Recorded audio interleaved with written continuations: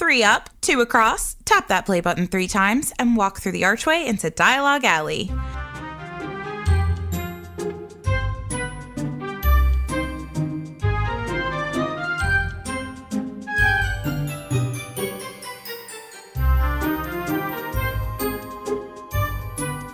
Hello and welcome to Dialogue Alley, a podcast all about Harry Potter books, book translations, and all other things magical. I'm Melanie. I'm Carly. I'm Erik. And the 3 of us are Harry Potter book translation collectors. And if you are new to our podcast, that means that the 3 of us collect Harry Potter books in all different languages from all over the world so we can experience all the different art and all of the different amazing things that these books have to offer. And here we are having a podcast about them, but it's not all we talk about. We talk about other Harry Potter things, but mostly books. Mostly the physical books from everywhere. That's what we chat about. Yeah, the 7 that we could read in English were not enough to satisfy our thirst for Harry Potter.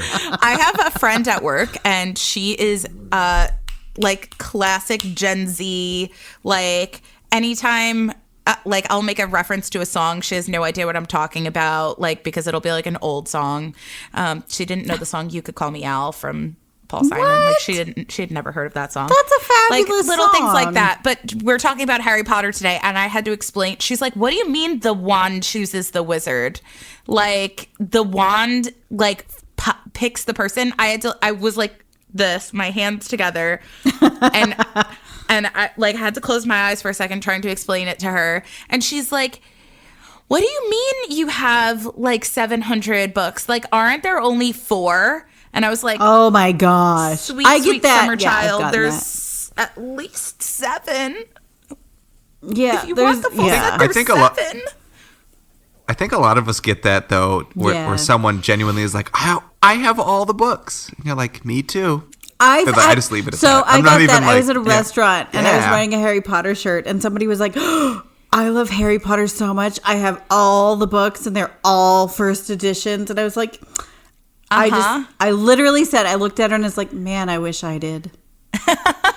That's a great answer. You know, I've got 1,400 books in my collection, and I was like, I used to tell people, I was like, "Oh, I've got this, and I've got this, and I got this," and they would just look at me with that blank stare. So I was like, I just started replying with, "Man, I wish I did."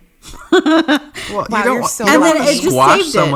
don't want to squash someone's excitement because they're a fan too. You're just happy that they're more fans. So. Yeah. So the more I thought about it, I was like, because technically I don't have all the first editions, so I wish I did too. We're all right here.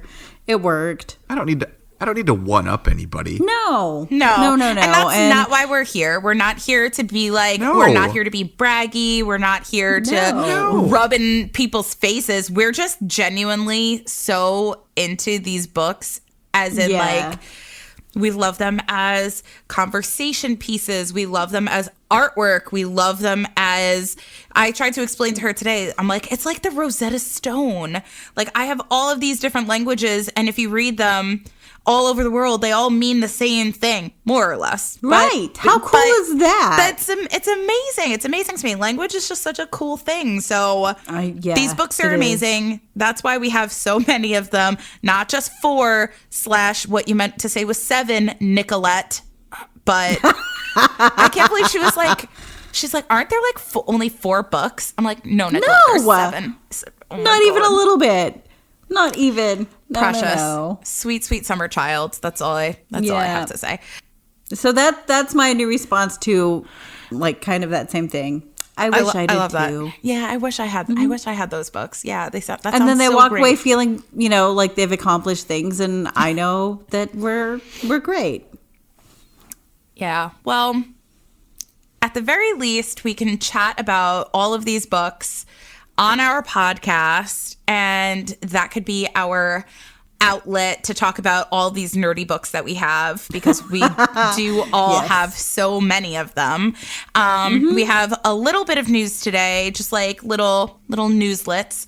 And for our main segment today, we're doing a bit of a Q&A. We got some questions from just Instagram and email and some people threw questions at us on our Discord that they wanted to discuss or have us discuss. So we're doing a Q&A episode, which we haven't done in a really long time. I feel like long time. I'm really excited. Yeah, I feel like we tend to do like one or two a season.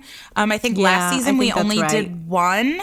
But I'm really pumped to do a cool little Q&A episode. And these are questions we haven't answered before yet. So this is really fun. All right. Why don't we get into some news?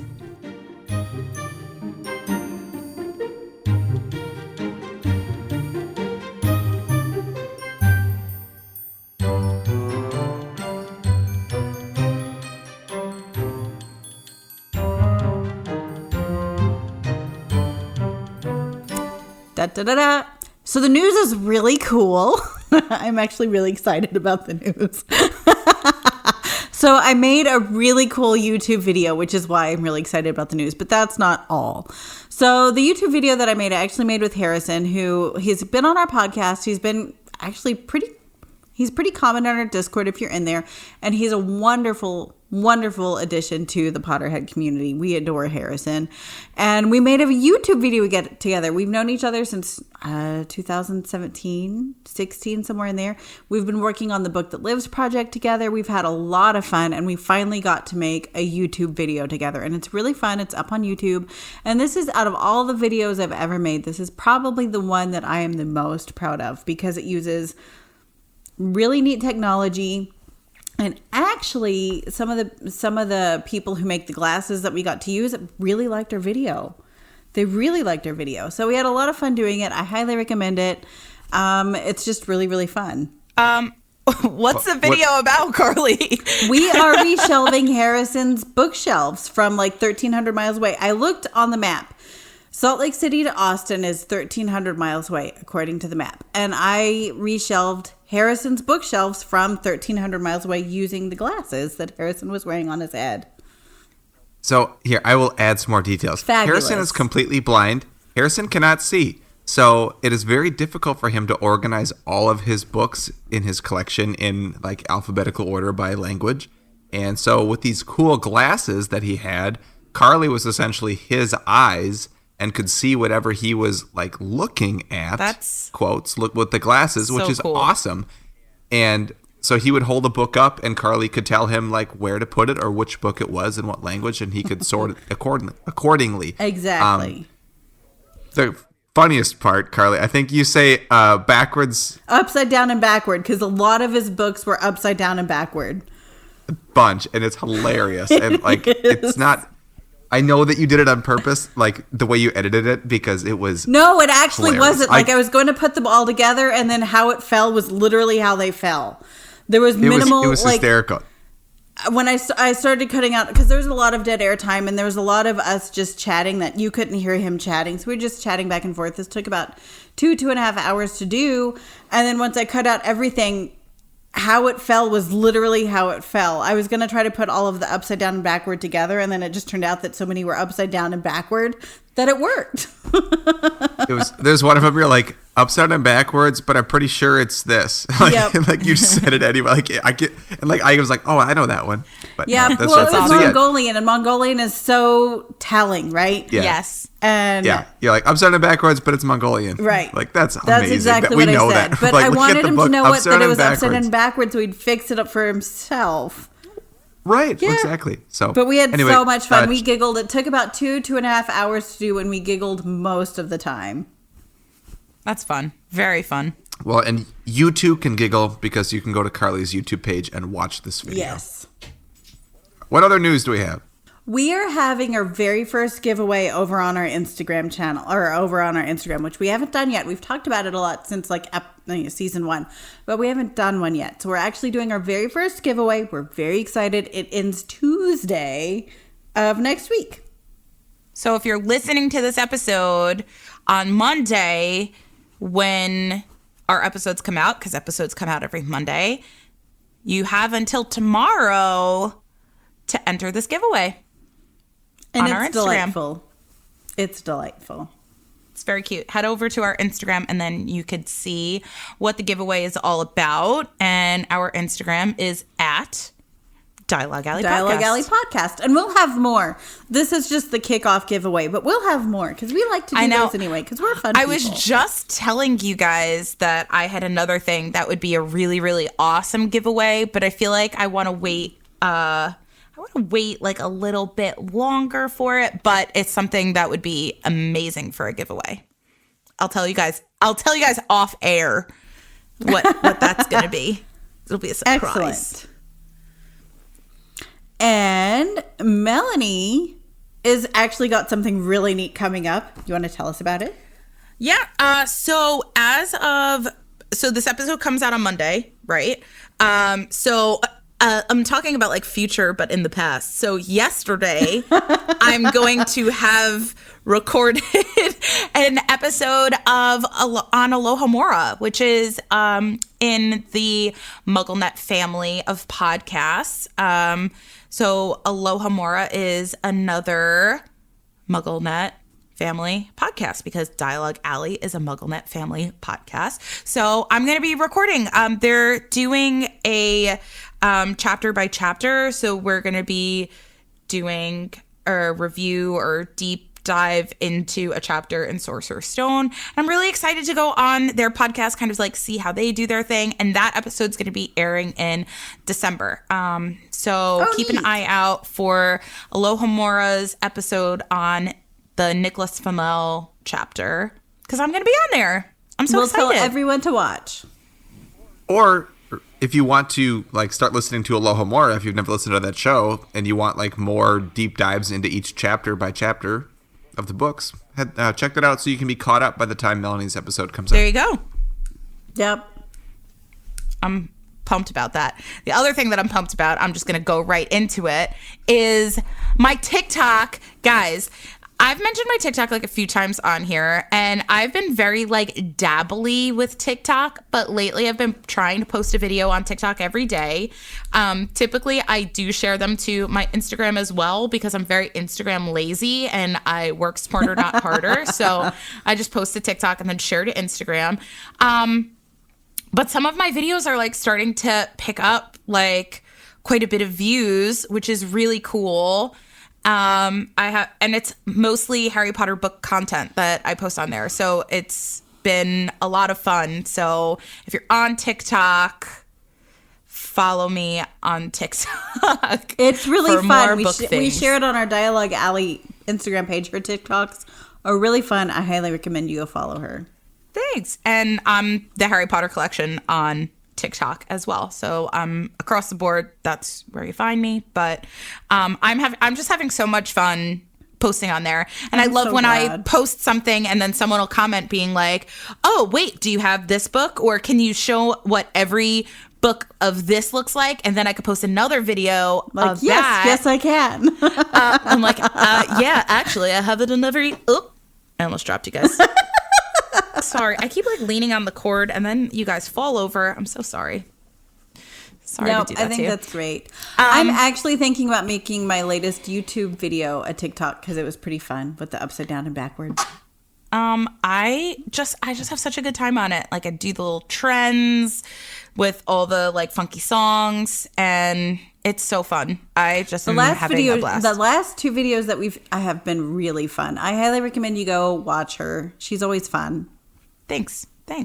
But yeah, I was just like very excited about my TikTok because a couple of my videos are doing really well right now in comparison to like what my other videos were doing. So yeah, check it out. Keep it up because they're delightful. Thanks. We call that shameless self-promotion. It is. And I'm all for it. That is exactly it. But that's okay. That's okay. But you know what else is exactly it? Wait, exactly what? I don't know. That doesn't work well. I don't know. That wasn't a good one. No, it doesn't work well at all. That's a terrible one. Nice try though. Why don't we just let's go to the main segment? We'll just talk about the main segment. No, we're leaving that in. That's no it. good transition. Terrible. I know it was pretty bad, but that's okay. It's okay. Erik has done worse. Yeah, I have. But you know what's not as terrible as Erik's transition? It's this transition into the main segment.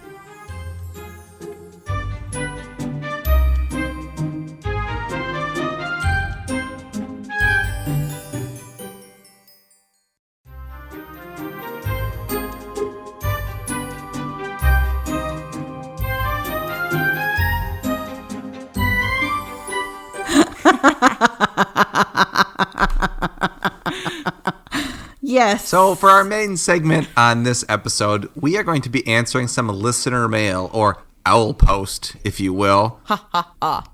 See what we did there? Ooh, cute owl sound effect off the soundboard. I'm sure we have one ready to go. But no, we occasionally will do these, listener mail episodes because we like hearing from people and we like answering listener questions. So all of the questions that we are going to answer today were either submitted via the Discord. So if you're a Patreon subscriber, you can access our Discord, even for the most basic monthly Patreon subscription. But also we posted on our Instagram story, kind of an open forum so people could ask questions there too. And we have some questions today to go through. So I will kick things off. This first question is about cover art, which is a huge part of our collection. I think very inspirational to why we started collecting these books. Yes. And the question is, where do you draw the line on calling something a unique cover? Ooh, so good question. When I think of like unique cover, right? Like Carly, the Occitan cover is a unique cover. There is unique. No other book I don't like even it. remotely close to it. The Italian cover is a unique cover. However, things like the American cover or the original UK cover, or even like the Johnny Duddle cover or the Kazuo Kibuishi cover, those covers have been copied by other countries. But the Italian really isn't that unique translation. anymore. It's been done by Albanian, so it's not considered unique to me anymore. Well, the Rat Hat one? Well, that's how I would kind of draw my line. Like if I look at that, I want unique cover art. Typically, it would be in the original language that cover art came out. So for me, I don't need the Albanian Italian cover art. I just need the Italian cover art. And to me, I don't need for Albanian. I don't need the German. Like I don't care which of the cover arts because they don't have a unique one. Exactly. Yeah. It's I all just want copied. the first So I don't one. care which one I have. In my head, I just want whatever the first one is, unless it's a unique cover art. So I guess for me, unique cover art means that it's the only one where this exists. So it's the only language where we have this. So like Italian to me is not unique. I can find it in Albanian, even though it's harder to find than some of the others. Or even like the Ukrainian covers, they're not unique. You can find them in Norwegian. You just have to look a lot harder. But like some of the Russian covers, like the adult covers, the first translation adult covers, those are unique to me. You can only find them here. So that's what unique means to me. So I think our definition of unique is even different, which is cool. Yeah, I feel like mine, and this is my whole collecting like criterion. Is it criterion or criteria? Criterion is singular, criteria is plural. I still don't know which is the proper one to be. Well, using criteria, if you have a list of like multiple things, criteria is plural. So my collecting criteria is as follows, where I need unique cover art. It has to be wherever that unique art came from first. So I know recently or relatively recently within the past few years. I think Thai. Oh, that's a good example. I was thinking of like example. the Potter. I was thinking of the Pottermore cover art, where Pottermore art came out, and it's in a few different languages. I'm pretty sure it's in French, but I think first it came out in Catalan, and so that would be the cover art that I would want. I would want the Catalan Pottermore cover art, which in my head would also mean that I don't have to get French Pottermore cover art because at least I have it there. Now, the thing that I think is the gray area, and that's what this person wanted us to answer, is sometimes cover art can be tweaked and or an adaptation. Interpreted in a different way. And that's something that we talk about in our translation of the show every week, is the interpretation of the cover art. And the example that they give is the new translation of Romanian. It shows such a small image of the Johnny Duddle cover art, but the rest of it is just a neutral background. Now, would we count that as unique cover art? No, even though I do not. I do. I count it as a really fun adaptation. Like, for me, it would be still something that I would showcase because it's done so well. It's done so tastefully. But it is still an adaptation. It is not unique to me. See, in my head, what if I it's, do. What if it's very so different. well adapted that someone out there might not even know that it was adapted from the Johnny Like Depp someone in the cover? podcast may not have even known. Maybe. I'm not going to point fingers anywhere. See, that's the thing. Like, for me, I would count that because I feel like it's different enough. Like, I would count something like that, where I also count the series of unfortunate events as unique cover art because they're the only ones that's an adaptation to me. That's not unique. do that. But it's really cool. Like, I would still have to showcase it, right? Because it is so fun. Same with the Romanian second translation. But if I didn't count them, then I wouldn't need those books, and I need those books. and I feel the same way about, like, there are certain other ones, like Low German is kind of like an closer to like an Low adaptation. German is an adaptation. It's an adaptation certainly of German.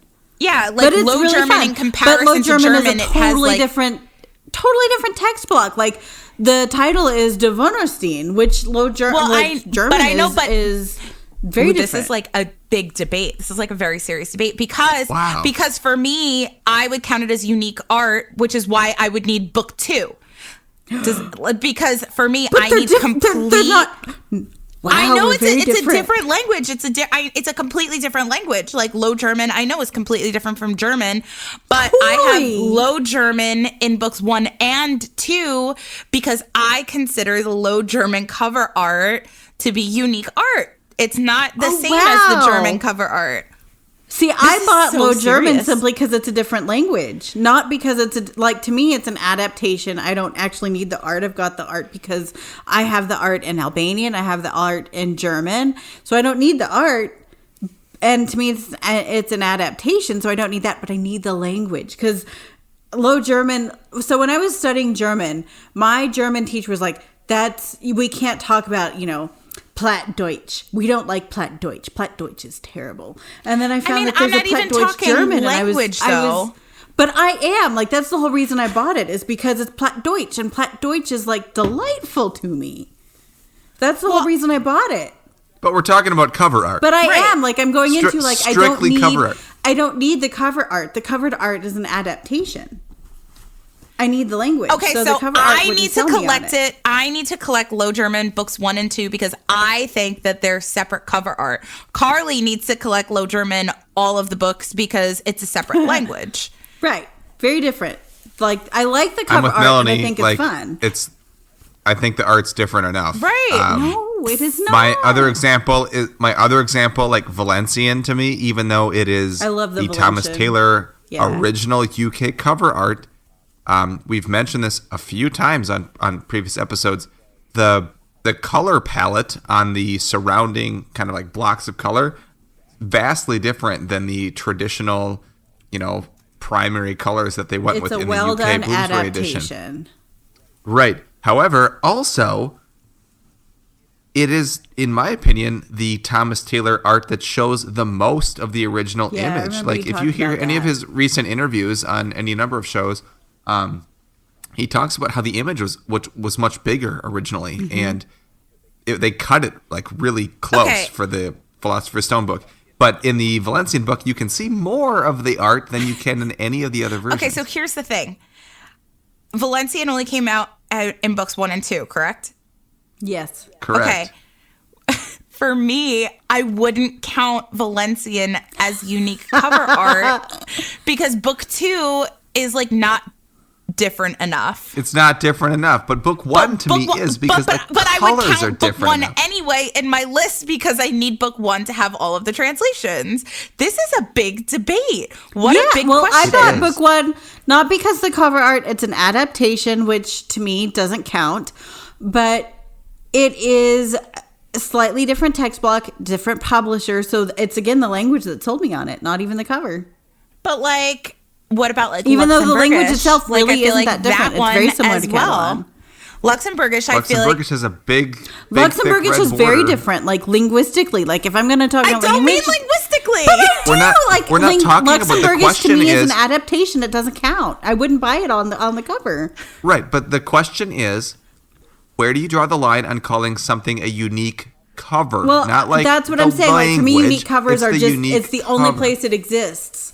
The only place it exists. And so it's completely unique. If I want to buy this cover, it's got to come from wherever. To sum up the answer to this question is that it's very different. Erik and I differ in opinions from Carly as far as what we consider unique cover art to be. However, our collecting criteria are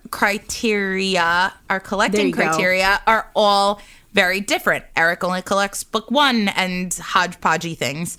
I collect all what I consider to be unique cover art, and Carly collects everything. So Carly would collect everything regardless of but I have its reasons cover art why. or unique cover art. But I have reasons why. But yeah. Of course you do, and that's what makes this translation collector community, right? So open and accepting. There is no rule. There are no rules. I didn't realize we all thought so differently on that question, because for me it's a very easy answer. Well, what's funny about this is, like, the person that asked this question was Sean McAllister, and what's interesting is I know that he has the same collecting criteria as I do. I know that he collects all unique cover art. So I'm wondering from Sean if he considers books like Luxembourgish or Low German or Romanian to be unique art. Like, I wonder that because I consider them to be unique art. Oh, wow. I would love to hear the answer, because I just don't. I buy them because of the language. Wow. Very interesting. That was fun. I loved that. I could go on and on. That was a crazy question. We all got very passionate. Delightful. Thank you. I love that. To sum up my criteria on this, there are books that I have the language in the text block, but I have, like, quote, upgraded, in my opinion, to the version of that book with unique art. For instance, like Icelandic is the only book one that has the Harry choking on the cloud of death smoke. Correct. Ever. Of all the books. My first Icelandic book was the Mary Grand Pré American book cover art in Icelandic. I counted it, checked it off my list. I have Icelandic as a language, and as a translation, I have it. I did not need to upgrade that to fit my collecting criteria. However, I wanted that because it is unique to Icelandic. So I still got it anyway. So I didn't need it, but I wanted it. Much like the Hungarian book we talked about 2 episodes ago. That makes sense. Like, I didn't need it, I wanted it. That makes sense. Anyway. I like it. We've got some wonderful questions I want to get to. If you want it, get it. Yeah. If you can. Yeah. Number 2, I think this will be a much quicker answer with maybe no debate. Watch, and now we're gonna be throwing because fireballs at each other. I love language, and y'all do too. We just do it differently. So I think this could be fun. But I feel like for this question there's one correct answer, but not really. But in my opinion, what? No, there's not. I'm totally there's so kidding. many. We're talking about question Here's the number question. 2. I am Question too. number 2. If you could magically make, and I'm gonna modify this question. If you could magically make one new translation appear into a language that doesn't currently have a translation, which language would it be? Carly, you seem very passionate. It is so hard because I have several languages that I would love to see.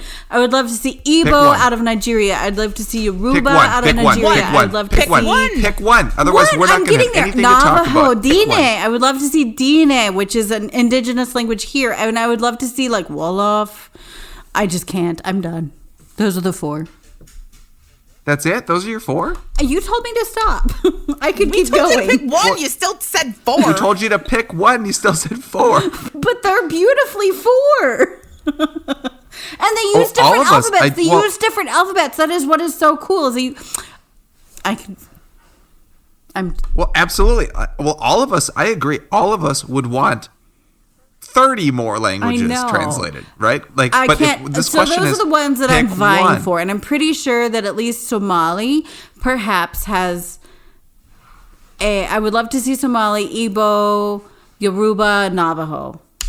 I've lost count, Carly, of your one language. I've lost count because you've said so many. I know. You're supposed I want to see one. all of them because, well, I'm fascinated by them.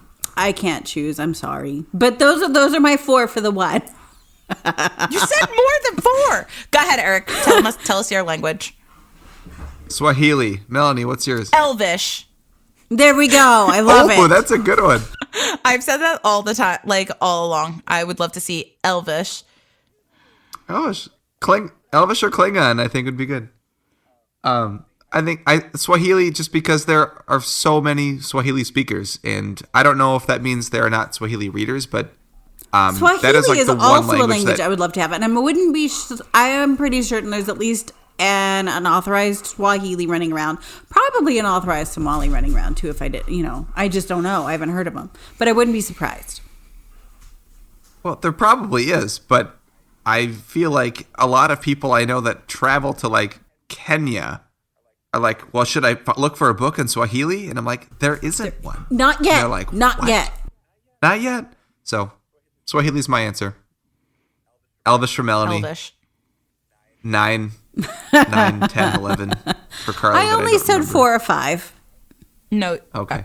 You're going to listen back to this episode and be embarrassed. But it's a really I've never been good at math to begin with. And I really would love to see translations in all of those languages because those languages are so cool. And they need to be talked about more. All of them do. Absolutely. All of us would. Like, we all want more. Give us more. Right. We want them. And imagine the cover art. Like, the cover art for all of those. If they use different, like, ones native to those languages. Oh, my goodness, you guys. We're in for a treat. Maybe. Tasty treats. You don't even know. Of tasty you don't treats, even know. Our next question is, what is the book with the most sentimental value in your collection? Oh, geez. Translation? Oh, I have an easy answer. Any book Melanie doesn't have to be answer. translation. Any book. So I have an edition of Harry Potter and the Philosopher's Stone illustrated edition that I got signed in person by J.K. Rowling a few years ago, which was one of the most insane, crazy moments of my life. I was shaking the entire day. It was unbelievable. And that book I got a custom dust jacket for by Juniper Books, which, if you don't know who Juniper Books are, they were like the first people to come out with like house dust jackets that you could just put the dust jackets on your books. Which I feel like so many people, like you look on their shelves and they have some sort of house dust jackets by Juniper Books. But they put together a custom dust jacket for that book for me. And I used that as my wedding guest book. So I put Post-it notes over J.K. Rowling's signature so people couldn't like sign anywhere near it. And people signed like all of their well wishes in that book. And then I could tell really baby neat. Nora, like years from now, I'm like, yeah, Aunt Jo was at our wedding and that's why she signed this book. That's why she signed the guest book, because she was there. And Nora's going to say, so much fun. Oh my goodness. She's going to be like, why wasn't she in any of the pictures? And I'm going to be like, she was too busy to be in the pictures, but she was there. I love it. But yeah, that's like an easy answer to and my I love the most video of you sentimental getting book. that signed, because the guy was like, Joe, I've been here, or J.K. Rowling have been here all day. And you're like, that is wrong. Yo, that is JK, a lie. JK. That's what he was saying. I remember that. That is a lie. I remember I was that. mad. I was mad at the Yeah, bad you people. were. I remember that so well. What are your most sentimental books? Oh, geez. So many. Pick one.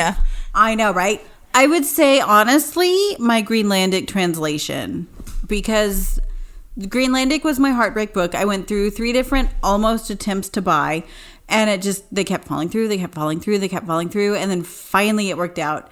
And it worked out, and the person mailed it to Peter, and then I got to fly out, and I'd known Peter for a long time since then. I am 7-8 years by the time I flew out to actually finally meet him in person, and it felt like I just knew him. It was so weird. And he actually had the book mailed to his house, and I flew out and grabbed it. We had a few wonderful days. We had the best time. So I think that book was like the most sentimental because of everything else it was attached to. And then it had broken my heart 3 or 4 times prior to me actually getting to own it. So I think that's probably my most sentimental book. Although I have some others that have some really good stories. That one's the most salient to me right now. Nice. That's a good one. That's a really good one. I'm going to be like really like obvious, and I'm going to say my very first copy of Harry Potter and the Sorcerer's Stone. I love paperback version from the Scholastic book orders that I got in 5th grade, and I have my name written in it. Was that your very first really Harry Potter cursive book reading?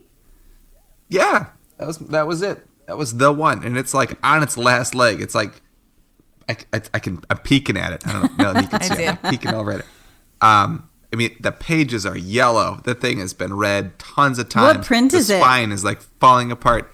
I don't know. I can't really reach it right now, but I can. I'm curious. I'll send you a picture of it, Yeah, Carl. You I'd can like post to it know. on our Instagram. But no, like that book's worth nothing in terms of money. But to me, if it wasn't for that book, I would not be, as into Harry Potter as I am. So that's to me. I love it. That is the most sentimental value in my collection. Now, I mean, of course, we all have stories about people bringing us books or cool ways that we got translations, and there are really awesome stories in that too. But if I had to pick one book, I'm sticking with the very first copy of my book, and the fact that I still have it after it being read so many times, I think is pretty cool. That's So, I awesome. agree. keeping it there. I agree. I love that Good story. choice. No, crying. I'm tearing up. No, I'm kidding. I'm not. But yeah, it is pretty cool. What should we do? One more? 2 more? Let's What do you do think? one more. I don't know. These are all really good questions. I like all of them. Well, we can save them and do some more another time. That's also so true. I'm not worried about running out of things. Yeah, should we go with that one, This one? Melanie? Sounds This good? one? Yeah. So the last one we're going to do, yes, that one. Yeah.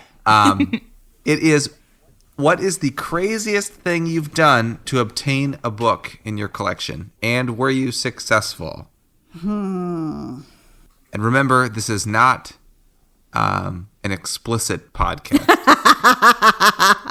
I'm just kidding. I've not done anything explicit. Melanie, did I tell you the book. very first time, like episodes 1 and 2, Melanie, before you joined, like when we were posting them, I accidentally clicked the if it's an explicit content podcast, like click this, and like episode 2 came out, and it was like, learn about first editions. It was like explicit flag on iTunes, and I was like, no, it's not explicit at all. remember And so, like, I was like trying to figure out how, because I didn't even realize I'd checked it because we were both so new to publishing the podcast. I'm like, it's not explicit. We're very Silly. family friendly. Very Yeah, family anyway. oriented. So that was funny. It updated pretty quick, but I'm like, I remember No. that actually. We had a good laugh. it was funny. Uh, All right, Craziest what do you have?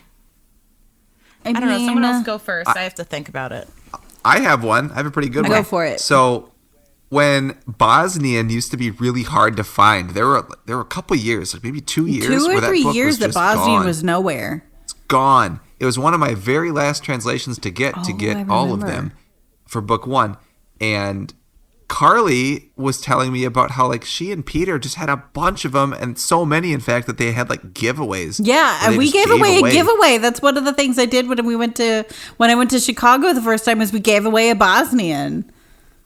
Yes. So I went back on your Instagram page and I found the winner of that Instagram giveaway, and I sent that individual a message and was like, yeah. hey, I would like to buy this book from you if you're willing to sell it. She's like, I don't know, I kind of like it. I'm like, I will send you $100 US. And she was like, oh, really? And I'm like, yeah, I will. And it never worked out. Like, it was like she didn't have a PayPal, and I think didn't she know was in how hard to Iceland try. or something, and she was quite young. I think she was in Iceland, yeah. And with I didn't want to be like. And I remember, if I remember properly, like she was supposed to be 18 or older to win, and she was like 15 at the time. And I remember Peter and I talking about it. And we were like, "This is really weird," but she won. Well, and we didn't do our due diligence. I think at the time that I was talking to her, she was over 18. Yeah, because it was 2018, 19 by that point, so she would have been there. Yeah, but she was still super young, like didn't have like a PayPal and stuff set up. So I'm like, you know what? Like, I'm not gonna just mail you cash for a book. Like, I'm not. So it didn't end up working out. But then I did end up getting one shortly anyway. after. So like, you did get one. Right. So I didn't pursue that super hard. I remember that, if I really wanted that book, I could have. But I remember at one point that was the first time I'd ever like messaged someone. We had multiple Bosnian, and then they just dried up. And I remember you were like mad about it. Not mad, but like, who won your giveaway? Well, it was. Yeah.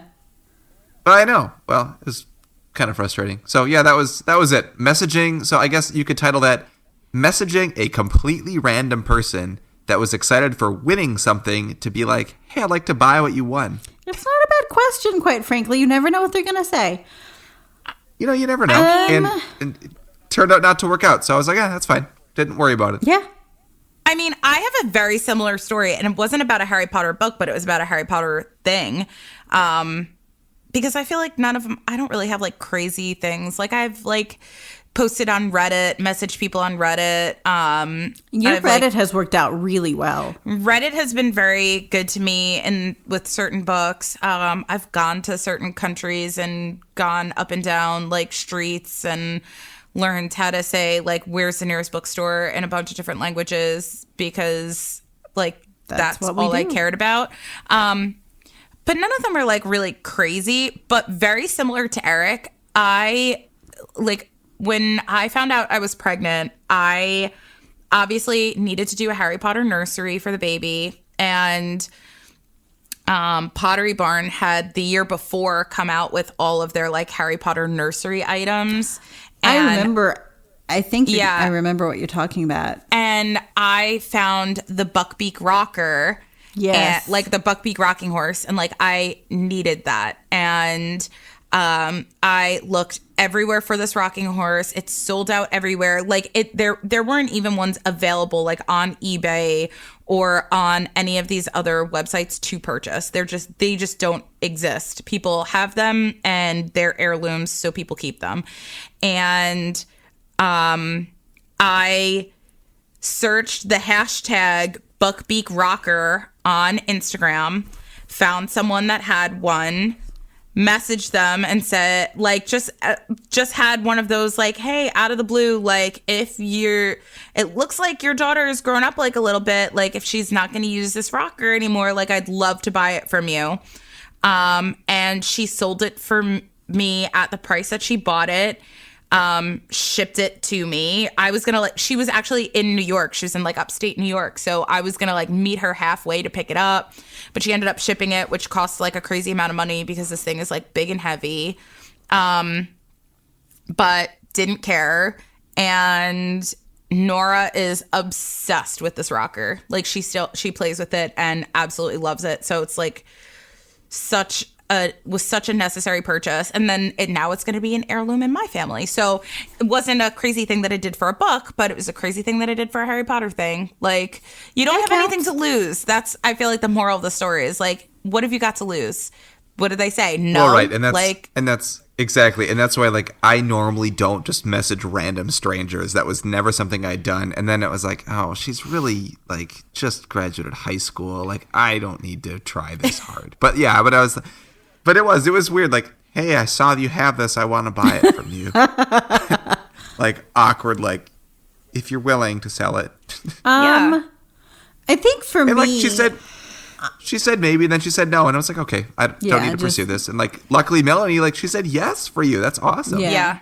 It was a lot of back and forth, and I'm so happy about it. Like, that is like a prized possession that my child has, and she loves it. She plays with it at least every single day. That's excellent. That's super cool. I think for me, I have two things. One is really quick. So right before Peter got the Greenlandic that I wound up buying, that came through, because again, I'd lost 3 different editions of it, or 3 different copies of it, and I was devastated. So I had actually looked at plane tickets to Greenland. I'd looked at places to stay. I'd look at cost. I'd put money aside. I was literally going to look at flying to Greenland. I had my passport. I was ready to go just to see if I couldn't like door knock and be like, hey, I want to buy this book. Because I knew that they were there. And like I knew the Nook bookshop got them from time to time. There's 4 other bookshops in Greenland. And I was just going to go be annoying until I found a copy. Like that was my resolve, is I was going to go be annoying until I got a copy of Greenlandic. But then it worked out and I didn't have to go. But there's some really good hotel deals in case anyone is ever wondering.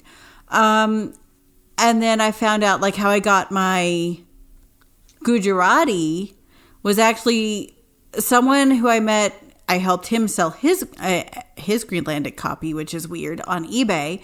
We kind of struck up a little friendship. He lives down in Brazil, and he was going to India. And he's like, hey, I'm going to India. I can help you get one of the Malayalam, Gujarati, whatever. So I sent him all the copies or all of the details, ISBN. This is the wanted posters I made for these books. So he actually walked around with the wanted posters that I made for the books. And that's how the Gujarati came to be. That's pretty crazy. Yeah. I mean, it's not the weirdest thing I've done as far as like whatever, but you know, what he had to do was pretty strange as far as like walking into stores being like, I want this book, and show them this wanted poster that had been made. And they were like, oh, we have that. Well, I think yours is a little bit crazier than Melanie and I, just sending a random message to someone being like, hey, we saw you had this. We'd like to buy it from you. Like, you at least had someone like on the ground there looking for stuff for you, which is pretty cool. Yeah, like he actually went and like did that. And he offered, so we worked it out. But that was probably, I can't think of anything that's just super weird. I mean, like I've paid with Western Union, which is always a bit sketchy, but we've all done that at this point. Yeah. I don't think any of the 3 of us have done something just insane to get anything. We're pretty good. No. We're pretty regulated. And I honestly don't know anyone else that has really done something crazy. I mean, I know there are people that take more risks in terms of messaging random people. We talk the talk. I feel like we all talk the talk. Like we all talk about like, oh yeah, I just want to like make a t-shirt with the Malayalam book cover on it and walk around India. Like we talk about that, but no one's actually done it yet. But we've not been desperate enough to. Like, I think if we really needed to, we would have. Any of us. I'm pretty sure. Maybe. It'd be very hard to justify to my family, like, why we're not taking a family trip so that just me can fly to India and walk around for 4 days in a t-shirt. Wearing the same t-shirt for 9 days.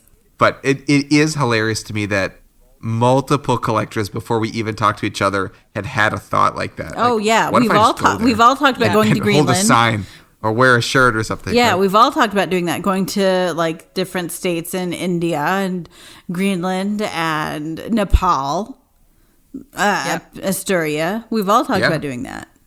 We all know that the Spanish library has a copy of the Asturian book. We all know that. It's very easy to find, and we've all, I'm sure, thought about visiting that copy. Visiting. I can tell you that there is a book that is not that difficult to find, and that book is going to be our translation of the show.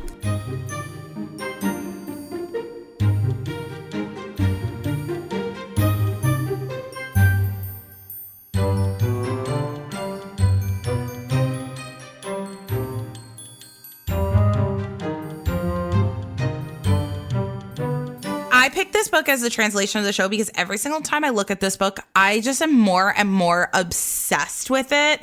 And it's one of them that like I pick it up and I like put it in my backpack and bring it to work for no other reason that like I just want it around me because I'm just heavily obsessed. It's beautiful. And I particularly picked Half-Blood Prince of this translation because the color is my favorite. It's not green. It's teal. Okay, fine. Thank you. It's greenish. So it's not. No, it's not, Carly. Book 4 is green. Book 6 is teal. Book 1 is blue.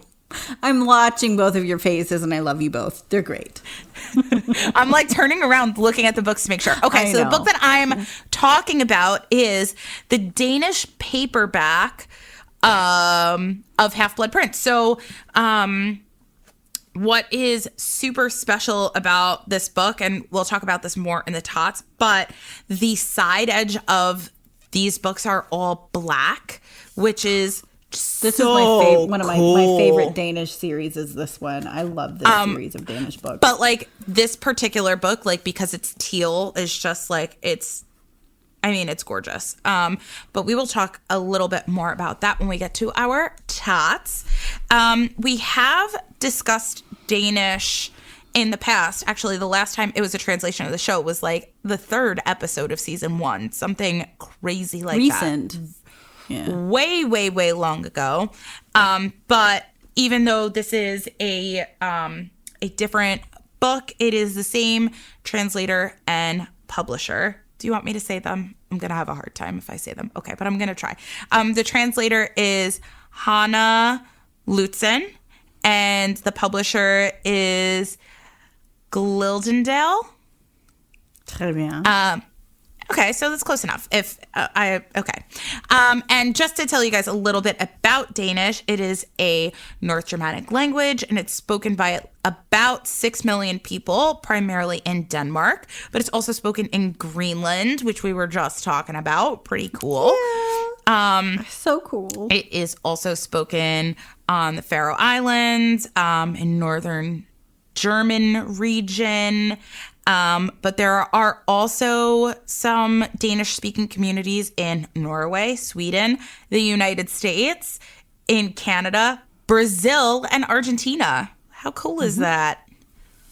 It's pretty amazing. So this particular edition here, that's my book sounds. How rare is this book? What do we think? Scale of 1 to 5. Not very. You can get it on. I mean, it shows up on eBay pretty regularly. I was able to get 1 through 7 pretty easily. I'd say. Yeah, we have access in our Discord to a link to a website that sells these books. I literally saw this complete set not too long ago. The whole set for $50. Erik, the whole set. This is my favorite Danish set by far. If you haven't noticed, I haven't said anything yet because I don't own this book. So this might be another segment of Erik buys all of them. Let's try to convince Erik to spend money. I'm like, honestly, this set will just make you smile. Like, this is my favorite Danish set. Yeah, I'm obsessed with the set. I'm actually the black missing edges 2 books. just do something. I am missing books 3 and 6, and I know that there's a book 6 on eBay, but I'm not gonna pay that price for it. But it's there, and it's on my watch list. There's a link in our Discord where you can buy all of them. So and Erik's gonna buy them. If you support us on Patreon, we will save you money. We will save you money. Aside from Erik buying this set right here, we actually have great stuff in our Discord to help you collect books. See, I know. It's just a great place to be. It so is. yeah, the value of these books I wouldn't put very. They're not wicked high, no. As well. Like I just said, beautiful. I just saw the whole set, but this was before shipping, and the shipping was from Denmark, but before shipping it was about $40, $45 for the whole set. Yeah, I've seen them awesome. Around. Yeah. So even with shipping, I'd say 150, 100 total. Like, they're not high. They're just beautiful and they're worth your time to dig out. They're amazing. So let's do a little tot scale. I know Erik just said that he doesn't have this set, but that's okay. That'll change. I'm gonna. The only thing he's not gonna be able to do is smell the book, but and how it feels in your hand. But like, I'll demonstrate via camera so you can like see a little bit. Well, and I think a lot of this too, like this is a good point to say that we don't just talk about things that we all have. Like that's there also are things very that true. Some of us have that others don't, and that's pretty cool. So yeah, this book is. I'm just excited to like. It's been on my brain, so I had to pick it. It's beautiful. Well, yeah. I'm excited to like learn more about a book that was totally not on my radar at all. So I'm excited to see you guys talk about it. Well, I'm gonna smell it. I would give it an exceeds expectations. I feel like it smells wonderful. I actually agree. It's an exceeds expectations for me. That whole really series good. smells delightful. It's very sweet. It's probably because like they clearly use like a lot of ink, like the side. They use edge, a good glue. They use a good ink, and they use a good paper. And the cover, like the cover itself is good. I'll get there. We're just talking about the smell. They're all good. They smell delicious. Size and proportions of this book is I love it. Phenomenal. I love the size and proportions. I would say size and proportions are an outstanding. This is a big book. She is beefy. Like, Erik, can you see? It's the size of my face. Like, this is a big book. Very thick. But look at the edges. Like, look at the edges. Oh, we love the edges. I would say an outstanding. It's an outstanding for me. Outstanding for me. Erik, what do you think? Just based on this book in comparison to my face. Based on comparing it to your head? I don't know. It seems like proportionally for that big of a book, it's pretty great. So I'd give it an E. There you go. I think that's a good just by looking at it virtually. And how this book feels in your hand, I would also say outstanding. It's My favorite types of paperbacks probably are the ones that are like a bit cheaper, but they're the ones that like you hold the paperback and it like flops right open, and it's one that you could kind of like tuck behind and read it in one hand. And even though this is such a big book, you could definitely like. Also, one of the things I love about this edition is if you look at the margins, like the text block to gutter ratio, like you can actually fold the book over. If I were a Danish reader, you could fold the book over and still have a decent amount to read, right? Like you could fold it over and it wouldn't cut into the words. They've got nice gutter margin or nice gutter area. I just feel like I would love to hold this book and read it. So how it feels in my hand is definitely an outstanding. Same.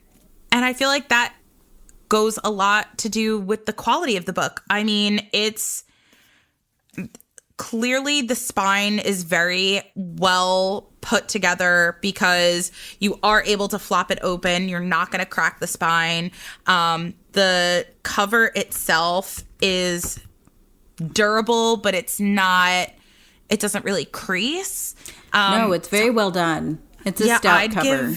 I'd give the quality an outstanding. Same. This is a great series. I love this book. I'm probably gonna like put it under my pillow or something tonight. Like I love this book. I've been thinking that's a real quality test right I've been thinking about this book like all day. Like I couldn't wait to talk about this book. I was typing out the notes. I was like, you know what, guys? It's such a good book. Like, well, I mean that would go into cover art and interpretation of the cover art, which is again for me is 100% and outstanding. The use of gold foiling on the cover, it's not just the logo, it's these little lightning bolts like all over the cover. Like hold your cover up so Erik can see. Like it's all of the little speckles. Like this is they all do that. foiled. Yeah, it's got that's awesome. And then for a paperback, that's outstanding. It's beautiful. And then it has like these like weathered looking edges, like intentionally done to make the book look a bit more worn. The cover art, like the whole series as well, and the colors that they use for all of the series. Oh, they're beautiful. They're very and this is probably gemmy toned. Yeah, very gemmed. Yeah, that's a good. And I love book 6 because of the teal with the black and the foiling. Like it's just a stunning book. Yeah, outstanding. Book 6, and this is unique cover art. You only find this cover art with the Danish paperbacks, which is why I need the whole set. But this one has like a unicorn on the front, which is really cool. Like it's beautiful. It's beautiful. And like if you look at their like on the cover, they have the dark to light. Beautiful, beautiful. So this is a unique art. Off the top of our heads, we're not sure who the cover artist is. But this is the same art that is actually on the Danish silver covers. It's just they've rendered it differently. Ah, see, that's a fun fact. Those books I do not have, but that is a beautiful box set.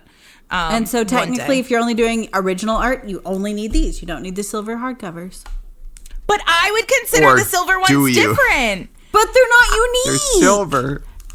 But they're different. It's a completely different looking book. See, but that's it's how a we're different different. looking book. I would count that as unique. I don't. Sean. I don't count them as unique I'm at going to all. message Sean the second we get out of this. I'm going to tell Sean, like, you can just give me your Thai gold box set because it's Grand Prix art and you don't need it. And it's not original. Like, that's not original art. That's why I'm really not in a. You know what's really funny? What's really funny that you mentioned the Thai gold box set, because I don't have any of the Thai gold books, and I haven't been particularly looking for them because I'm like, oh, they're Mary Grand Prix. I don't really need them, but I guess based on this whole thing, I do. You do. I think you do. Based on this whole episode, I think I need to get them now. They fit your criteria of unique now. Oh, that is something. Oh man. Okay, so overall, this Danish book is phenomenal. Erik, you need to buy this whole set. I will send you the link in a second on where I found the set for like $50. And then if you decide you only want book 1, like I'll buy books 3, whatever I said I needed. 3 and 5. I'll buy books 3 and 5, and then we could sell the rest of them. Right. They're delightful. Possibly. You won't be upset about them. I'd be down for that. Of course I'm not upset about it. They're Harry Potter books. Sure? I love Harry Potter books. We're getting around holiday gift season, so we gotta like start the budget here. That is true. I almost just dropped all my books. Don't do that. Nope. I saved them. Saved their lives.